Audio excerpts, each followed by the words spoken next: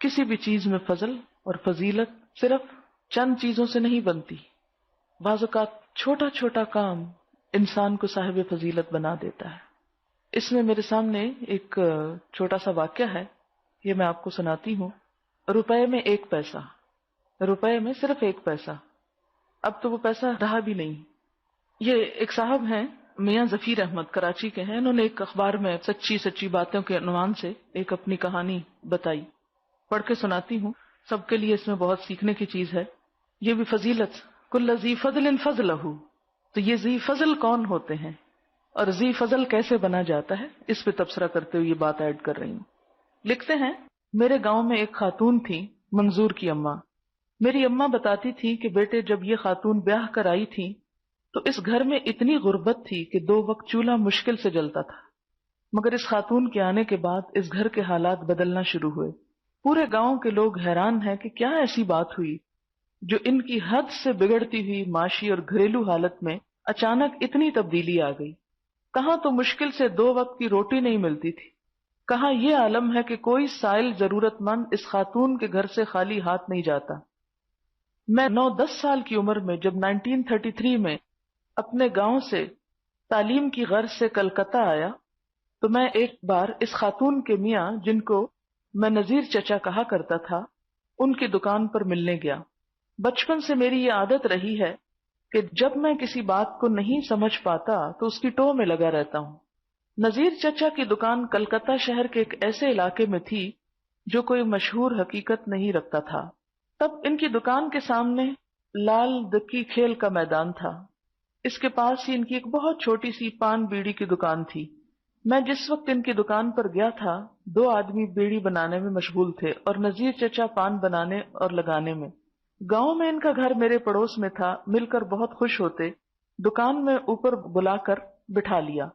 باتوں باتوں میں نے ان سے پوچھا کہ چچا بس آپ کی یہی چھوٹی سی دکان ہے؟ بولے ہاں بیٹا، اللہ اسی میں خیر و برکت دیتا ہے. میں نے ان سے پوچھا پورے گاؤں میں یہ بات سب جانتے ہیں کہ آپ کے گھر سے کوئی خالی نہیں جاتا اور چچی سب سائلوں اور مانگنے والوں کو مٹھی بند کر کے ریزگاری دیتی ہیں، آخر یہ کیا بات ہے؟ بولے بیٹا وہ ایسا اس لیے کرتی ہیں کہ ان کے پاس ضرورت مندوں کو دینے کے لیے ریزگاری یعنی چینج ہوتا ہے، چھوٹے پیسے. اتنا کہہ کر نذیر چچا نے دکان میں آتے ہوئے ایک ٹن کے ڈبے کی طرف اشارہ کیا.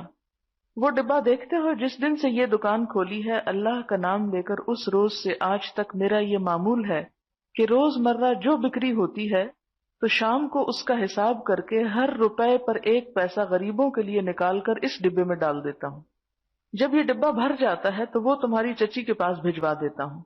شروع دن سے آج تک میرا یہ روز مرہ کا معمول چلا آ رہا ہے. ان کی زبان سے یہ سب کچھ سننے کے بعد مجھ پر یہ راز کھل گیا کہ پڑوس میں رہنے والی میری چچی منظور کی اماں کی خوشحالی اور سخاوت کا راز کیا تھا. گاؤں میں کوئی بھی مسافر اگر مسجد میں قیام کرتا تو امام صاحب منظور کی اماں کے گھر خبر بھجوا دیتے. مسافر جتنے دنوں رہتے ان کا 2 وقت کا کھانا ان کے گھر سے جاتا. اگر زیادہ راہ کی ضرورت پڑتی تو وہ بھی بھجوا دیتی. نذیر چچا گھریلو اخراجات کے لیے ہر ماہ 300 سے 400 روپے بذریعہ منی آرڈر بھیجا کرتے تھے. آپ اندازہ کریں کہ یہ اس زمانے کی بات ہے جب اعلیٰ قسم کا چاول 1 روپے کا 10 سیر، گائے کا گوشت آج کے حساب سے 6 پیسے میں 1 سیر ملا کرتا تھا. ارزانی کے اس دور میں بھی گھر کے اخراجات 400 روپے ہوتے، وہ گھر کتنا خوشحال ہوگا. بقرعید کے زمانے میں قصاب گاؤں میں جھنڈ کے جھنڈ گائے بیل لے کر فروخت کرنے آتے. گاؤں پہنچ کر وہ سب سے پہلے چچی کے پاس جاتے، اس لیے کہ ان کو یہ معلوم تھا کہ قربانی کے لیے ان سے زیادہ موٹا تازہ جانور گاؤں میں کوئی اور نہیں خریدے گا.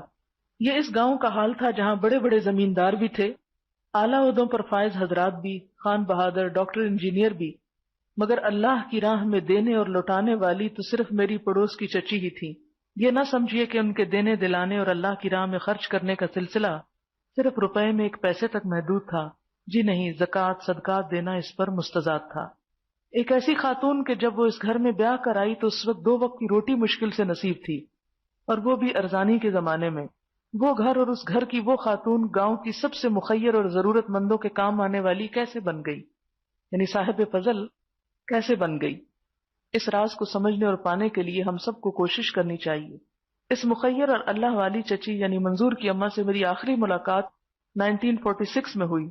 تاریخ پاکستان سے واقف حضرات بخوبی جانتے ہیں کہ 1946 میں بہار میں بھیانک مسلم کش فسادات ہوئے۔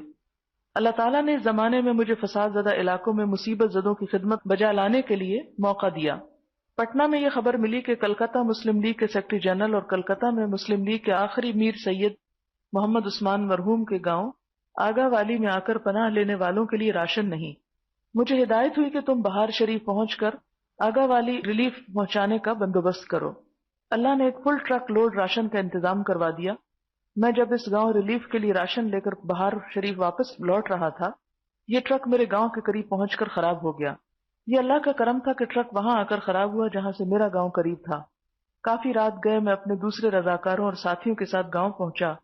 میری اماں حیات تھی مگر بیوہ اور تنہا تھی۔ ہر طرف گاؤں میں خبر پہنچ گئی۔ چچی منظور کی اماں اور ان کے بچوں کو بھی اس کی خبر ہوئی۔